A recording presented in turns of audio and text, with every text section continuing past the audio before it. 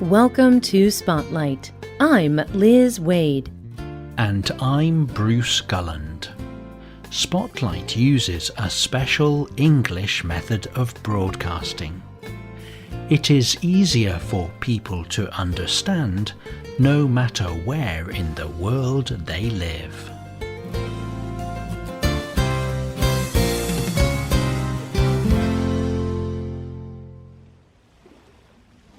Imagine you are on a boat in the middle of the ocean. Everywhere you look, there is nothing but blue water and sky. You have been out at sea for weeks, and it will be many more days before you reach land again. Even with modern technology, it is dangerous to sail a boat over the ocean. It is even more dangerous without equipment to move the boat or to know where it is going. But people did this thousands of years ago, and some people are doing it still today. The islands of Polynesia in the Pacific Ocean have a long history of traditional boats called canoes. The first people came to live on these island countries thousands of years ago on these canoes. Now there are airplanes and modern ships. But the tradition of Polynesian canoeing still survives. This is because of one canoe, the Hokule'a. Today's spotlight is on this Hawaiian voyaging canoe. It is changing the world by sailing around it.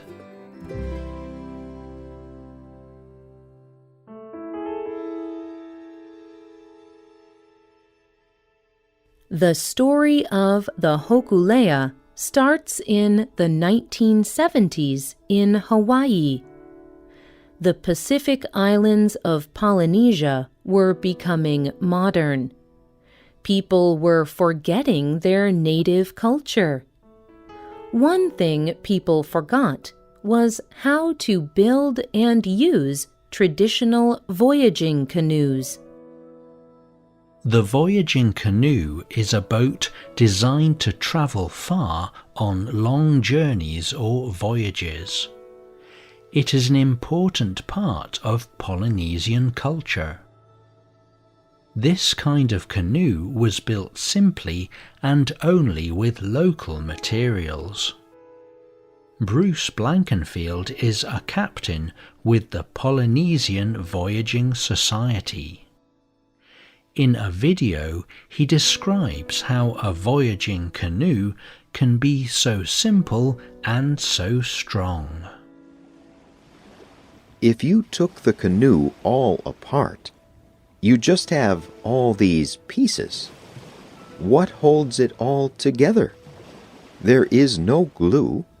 There are no metal nails. There are no screws. There is over 6 miles of rope, cordage that holds her all together. It is all tied together in special ways. That technology is thousands of years old. It is very strong. It would hold together against enormous pressures.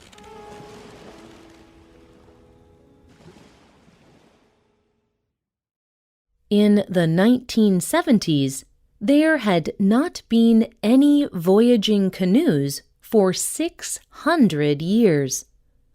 A Hawaiian artist named Herb Kane had an idea to change this.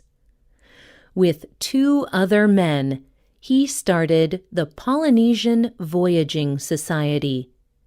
They designed and built a traditional deep-sea canoe. They gave it the name Hokule'a, In English, this means star of gladness.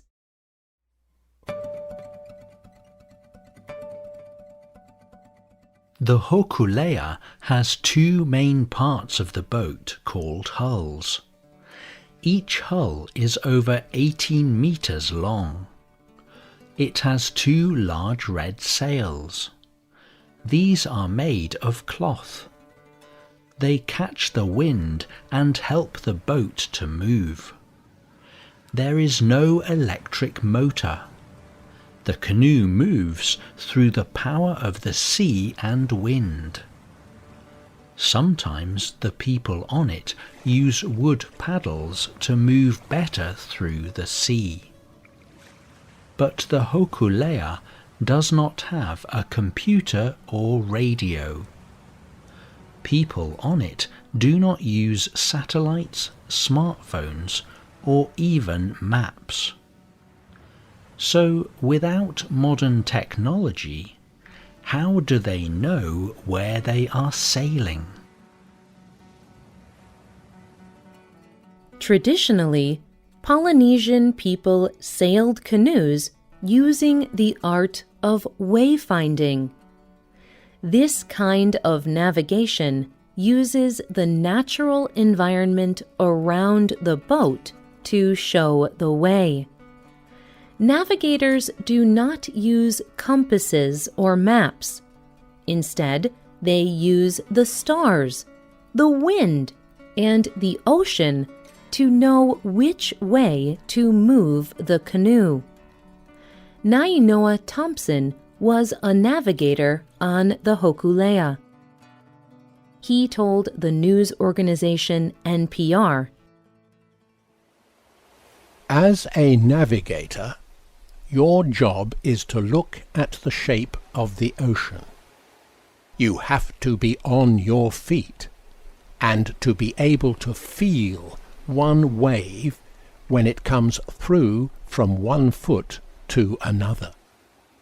You only know where you are by remembering where you come from."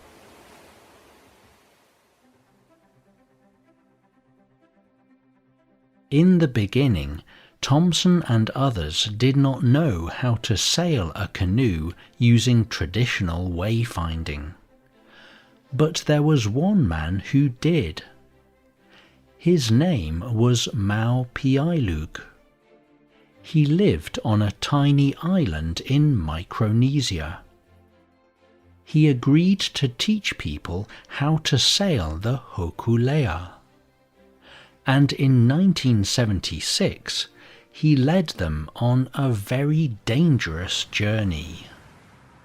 On this journey, the Hokule'a sailed more than 4,300 kilometers from Hawaii to Tahiti. It took over a month. But when they arrived in Tahiti, there were over 17,000 people waiting to greet them. They had proved that these ancient sailing methods worked. The Hokule'a had started a movement among the Polynesian people. Polynesian people began to relearn their traditions. This included wayfinding and voyaging by canoe. Since the Hokule'a, people in different countries have built 25 more deep-sea canoes. People also began to relearn other cultural practices, including traditional music, dances, rituals, and other things. Nainoa Thompson tells how special this was in Hawaii. The Hawaiian culture is coming out again, learning again, growing strong again. That is not a common story around the world. That is a story that is special. There are cultures and languages being lost every day on this planet. In 2013, the Hokule'a set out on a longer journey to go around the world. This took 6 years of planning. The crew of the Hokule'a trained hard. Some of them had been sailing for many years. They would need this experience in the middle of the ocean. 12 people lived on the Hokule'a at one time. It was very difficult work. On this journey, the Hokule'a stopped in 26 countries, including Australia, South Africa, Brazil, and the mainland of the United States. It travelled almost 40,000 nautical miles. And after a 4-year journey, the Hokule'a returned to Hawaii in 2017.